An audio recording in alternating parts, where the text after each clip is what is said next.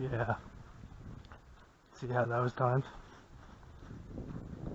Flawless. Just going to the store now. See what's happening here.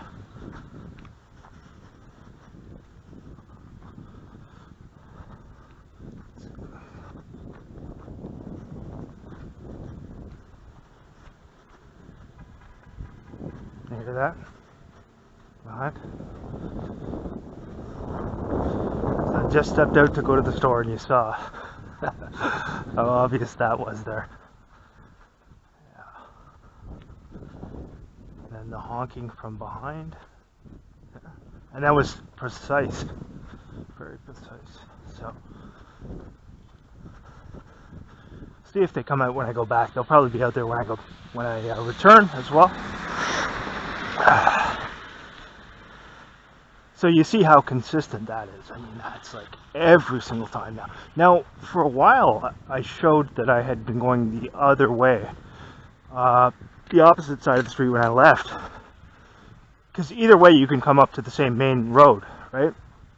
But so I switched it up again and returned and started coming this way, and you saw that right there. How obvious is that, right? That's good. It's very clear there. And that was precisely timed. So definitely, like, as soon as I put my coat on, they got a text message. I'll guarantee you that. There's cameras in the place where I live, for sure. There's some type of hidden camera because no one was outside there at all. No one was around other than them. That's their goal, is to try and get some sort of engagement where they can engage with the target, A, to cause stress and to turn the situation into a stressful situation with conflict and, bickering. B, so they can get the police involved and start making these ridiculous claims that, reading the script saying, you're crazy for filming us doing our stalking activities, and invert the situation. So that's always the goal, but they'll always try to do that. And specifically when the cops are involved in it, they invariably try to do that. Unless it's a situation where they just, they can't. But if it's some sort of situation where,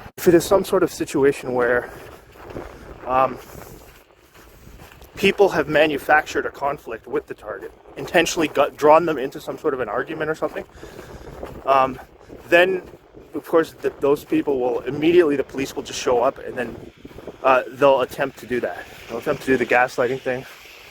That's always the routine. And yeah.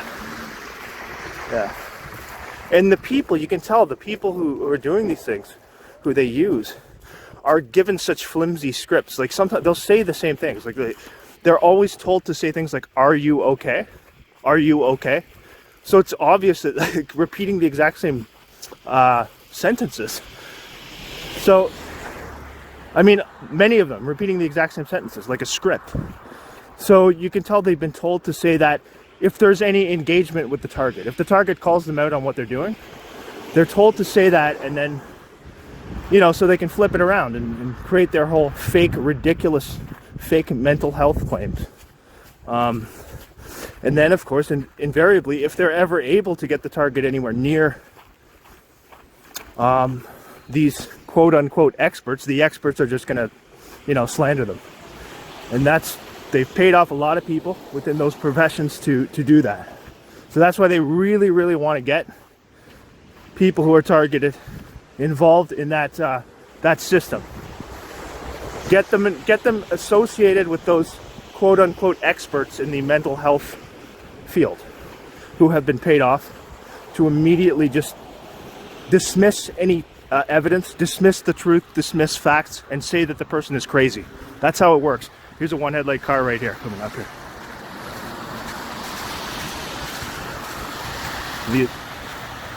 His right, my left, off there. Now the corner of it was partially on, but most of the light was off. So, yeah. So that's how it works, and that's how these things operate. So, It's important to know that, important to be aware of those things, because those are tactics they're always going to use, and they want to draw you like when they're doing things like that, where people coming outside every single time you leave, they want to draw you into a position where you say something to them, and immediately, well, firstly, you're going to be outnumbered if you try to do that, because there's usually more than one person doing it. So it's always a thing of outnumbering you and then putting you into a position where you're stressed already,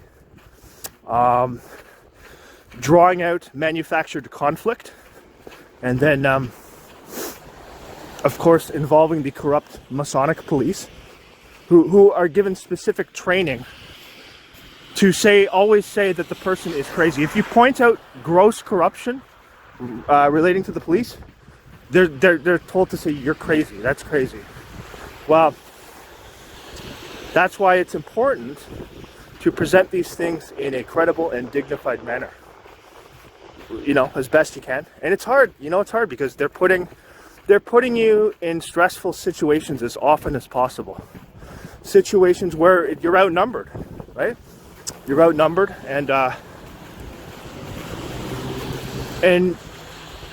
but you still have to try to do your best in those situations, and that's important to know. So yeah, because when you're dealing with this type of thing, it's sink or swim. Sink or swim. You're in the ocean. To use that old analogy I was talking about before, you're in the ocean with sharks surrounding you, and you have two options. Your ship has sunk, and you're in the ocean without a life preserver with sharks all around. What do? Do you sit there and let yourself drown, or do you try to swim for shore despite knowing that you might die in the process of doing so? The answer as to which option you would take is obvious. But the people who run the program want you to choose option A. They want you to choose learned helplessness. They want you to just sit back, don't do anything about it, and maybe we'll lessen it a little bit here and there. We'll give you a couple days off here and there. Wow, that's a bluff, and they're trying to draw you into a mindset where you embrace learned helplessness. Oh, they switched that sign. Now they got the barcode. They don't have the person holding the 3 6s over the eye anymore. Now it's just a barcode. That ominous barcode that they're showing you everywhere, which obviously is nothing more than coincidence as well. Nothing to that.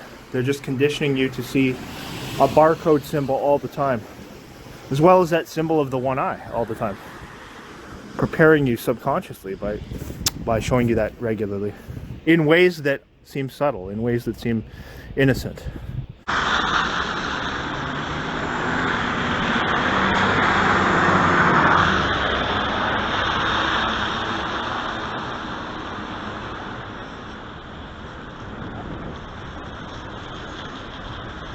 Communist Rouge.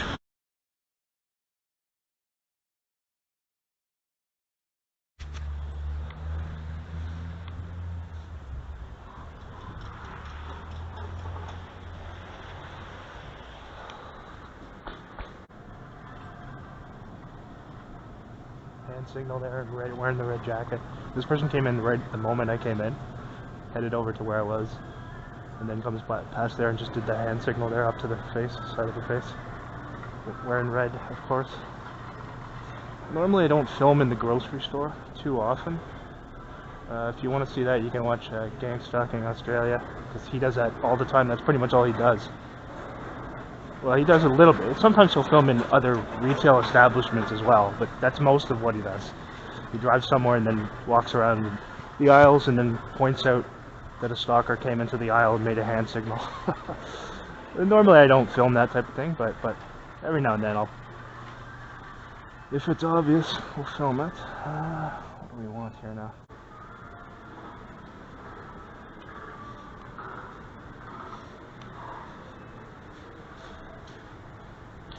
And of course, the last time I was here and that happened, 2 weeks ago, in that store, like I said, there was a woman who clearly was doing like the stalking assignment, creepily following me, and then rushing out of the aisle abruptly as soon as I went up to the cash when like no one else was around there.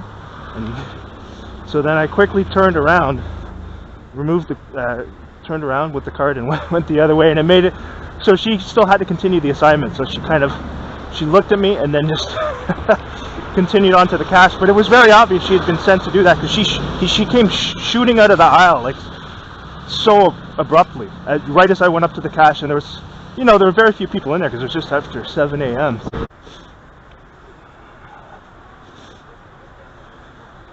Oh, look at this one headlight off right here in this truck. Look at how obvious this is here. Completely off, that one. On the his right side there. Very obvious.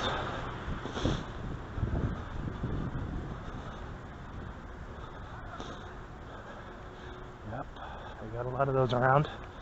And again, the police allowing him. Now they're regularly in this area here because this is a central area. But you won't see that guy getting stopped at all, despite the fact that that's illegal. Yeah. Watch this. So holding the phone up. Look at right there.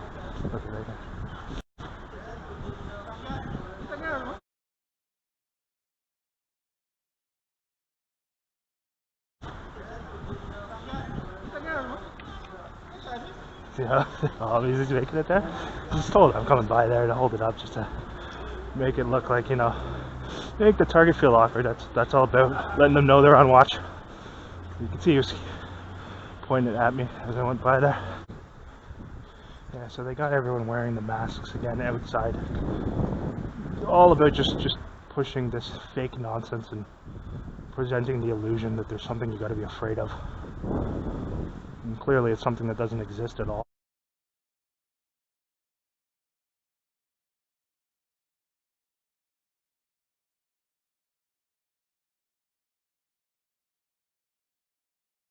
On the phone there, as soon as I start walking, he's standing there idle, then he picks up his phone and points it towards me as I start going toward this door.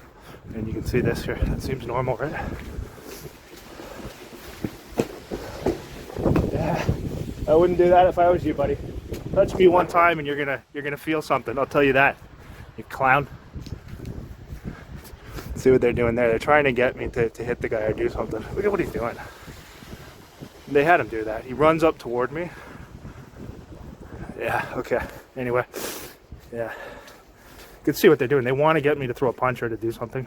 If he didn't physically touch me, because he knows that if he does that, then it's going to another level. So, yeah, so of course you saw with that incident there, as that guy, he was waiting down there by not too far from the bus stop.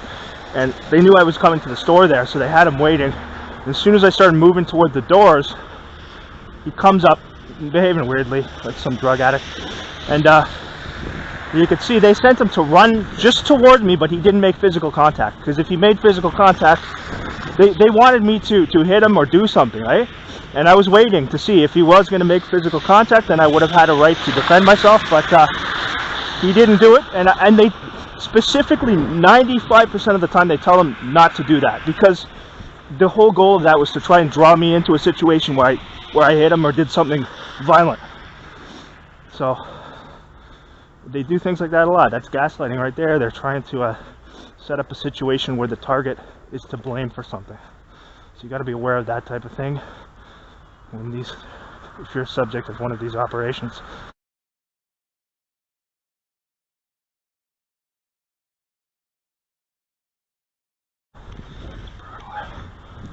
Let's see. They are good friends if they're gonna come out.